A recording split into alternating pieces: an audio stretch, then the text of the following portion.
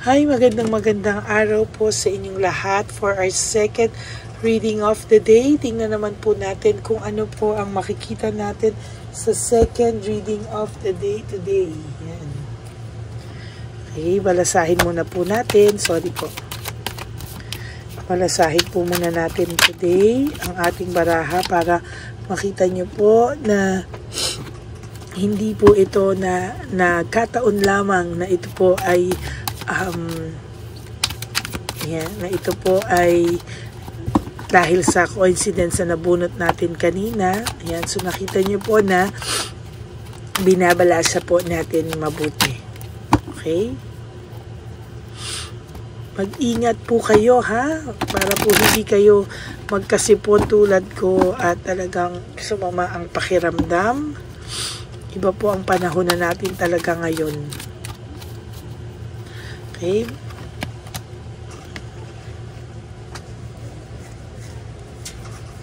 Pili na po tayo ng 10. 1, 2, 3, 4, 5, 6, 7, 8, 9, and 10.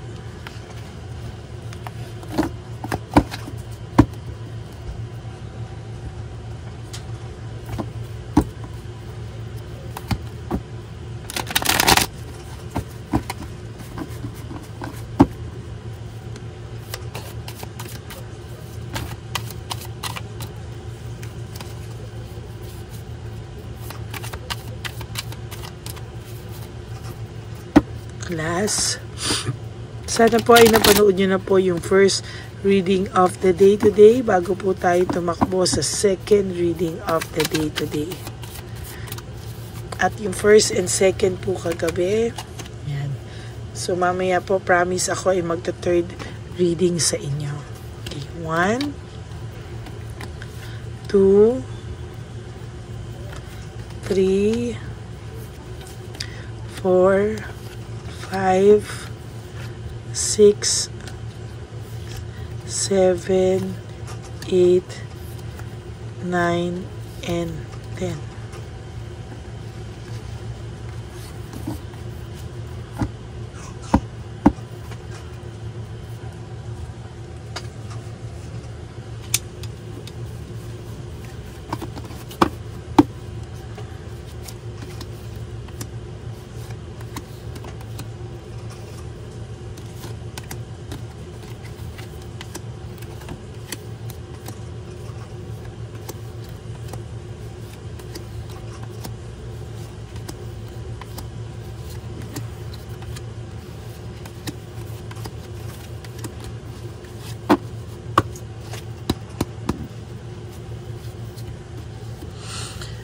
No closure or incomplete. Sa nakikita ko po dito, kinukusig po ng konsensya ngayon yung person nyo dahil hindi na po kayo nakapag-usap ng maayos.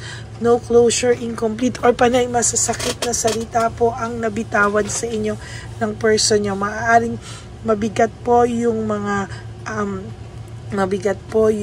binitawan niya salita, or no closure at all, ghosting po ang nangyari. Incomplete po sorry po, incomplete po yung paghihiwalay nyo. Sa totoo lang po,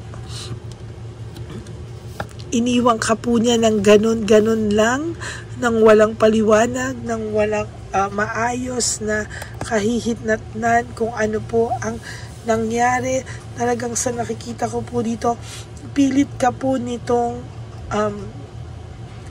sinaktan talaga, nasaktan ka po talaga ng sobra dito, at talaga pong sarili niya lang po ang inisip niya, akala niya po magiging masaya siya, wala na siyang pakialam sa'yo, pero ayan po yung nangyari, hindi po siya naging masaya, reversal of failure ngayon po. Ayan yung sinasabi ko sa mga readings ko lately, ngayon po nag-iisip talaga siya, and sa nakikita ko po dito, he really wants to say sorry with all sincerity, pero sorry, sad to say, hindi niya po magawa, hindi niya po talaga magawa, no? Nahaharangan po siya ng matinding pride and ego. Gusto niya pong lumapit. Ay, bakit ako nagpupo dito? Saglit po, gusto niya lumapit at mag-sorry. Gusto niya pong talagang lumapit sa iyo at mag-sorry. Hindi niya lang po magawa. Why? Because of too much pride and ego.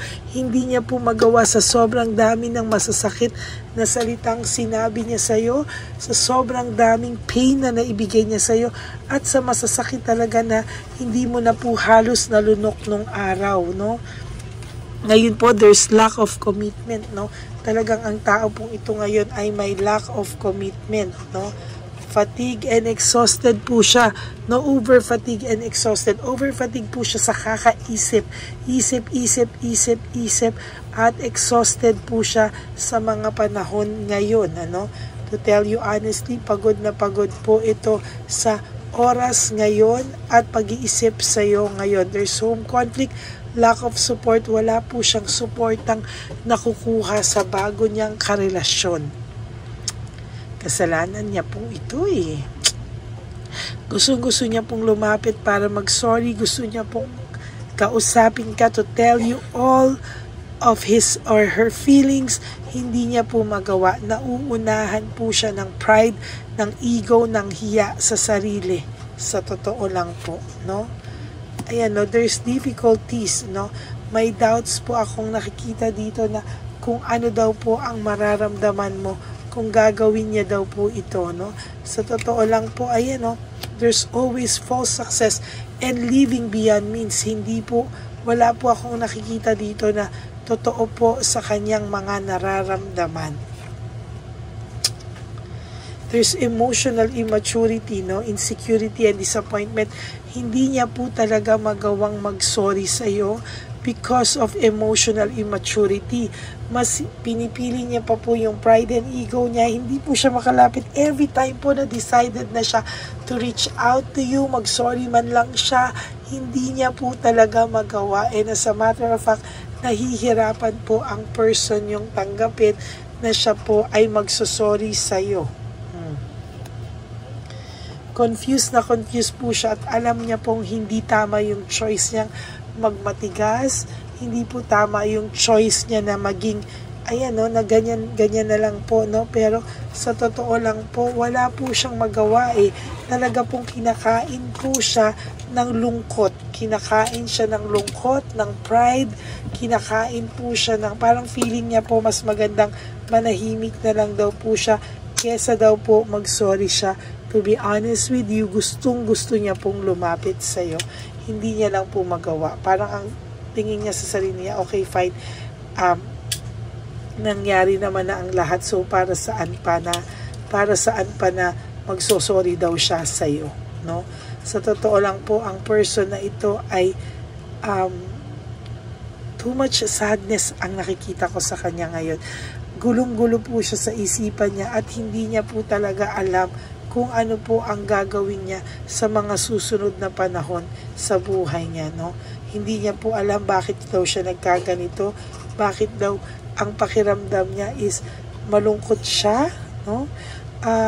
Parang hindi na daw siya natatahimik, no? Kasalanan po niya yan, to tell you honestly. Hindi niya po alam kung ano po ang mangyayari sa kanya sa mga susunod na araw, sa mga susunod na panahon.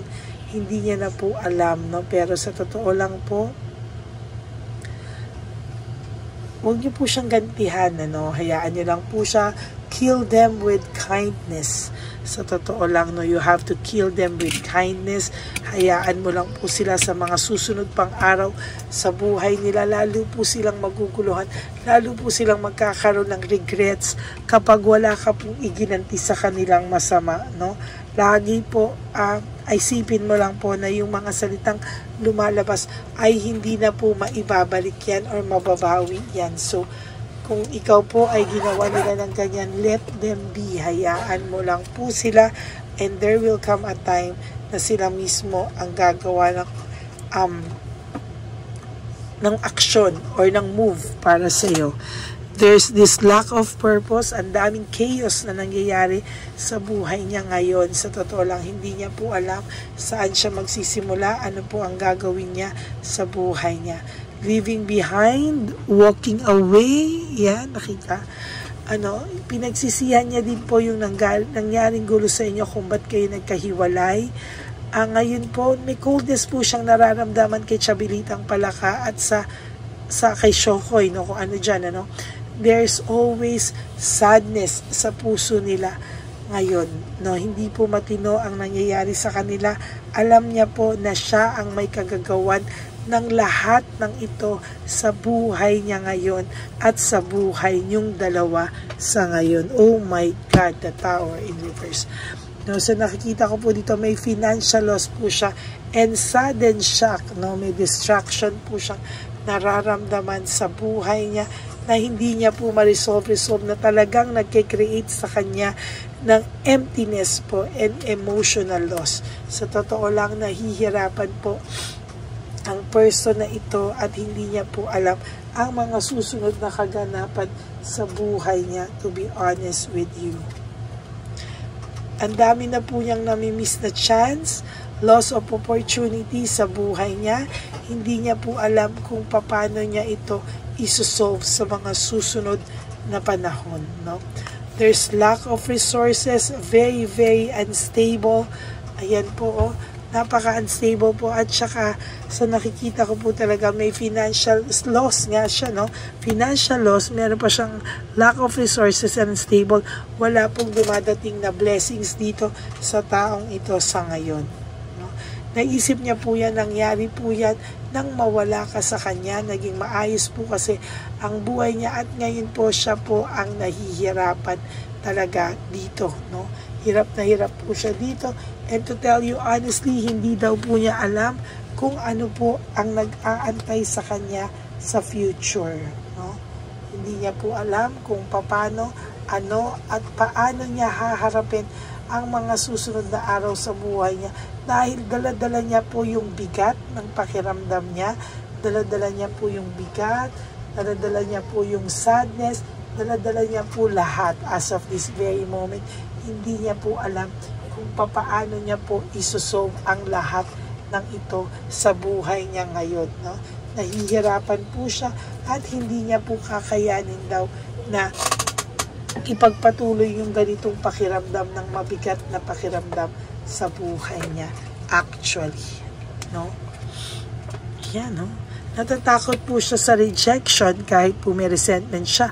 Nakita rin natin ito sa cards kanina, di ba? Yung rejection and resentment. So, sa nakikita ko po dito, sa mga susunod na panahon, lalo pa pong malulungkot ang person nyo hanggang hindi po siya humihingi ng tawad sa iyo, hindi po siya gagaan ang pakiramdam, no?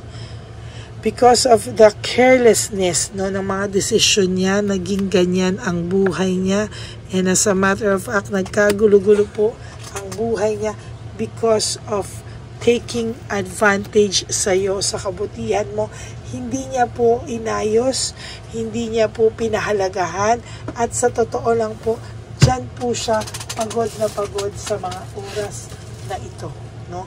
Pagod po siya, hindi niya po alam ang gagawin niya, and talagang sasabihin ko po sa iyo na siya po ay nakakaramdam ngayon ng kalungkutan talaga, no? And hindi niya na po alam kung ano daw po ang magiging yung mga dagok sa kanya sa mga oras na to. Talagang mahihirapan po ang person na ito tanggapin kung ano po ang kanyang nag-aantay sa kanya sa mga susunod na araw sa buhay niya.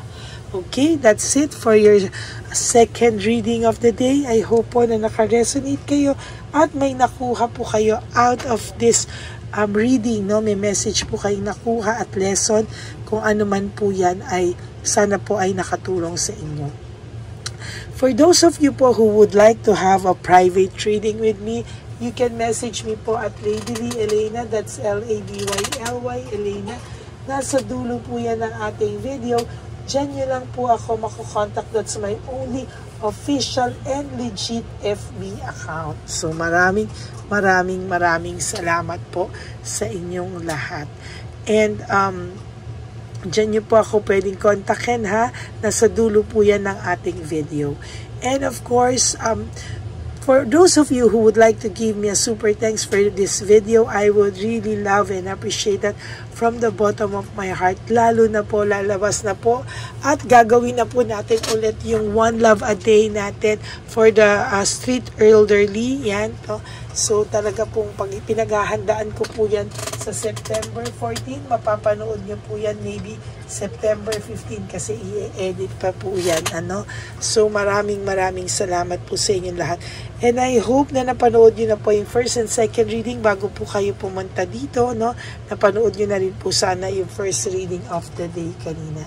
So maraming salamat po sa inyong lahat. God bless you all, and I hope na mag-enjoy po kayo sa araw na to kahit mabagyo.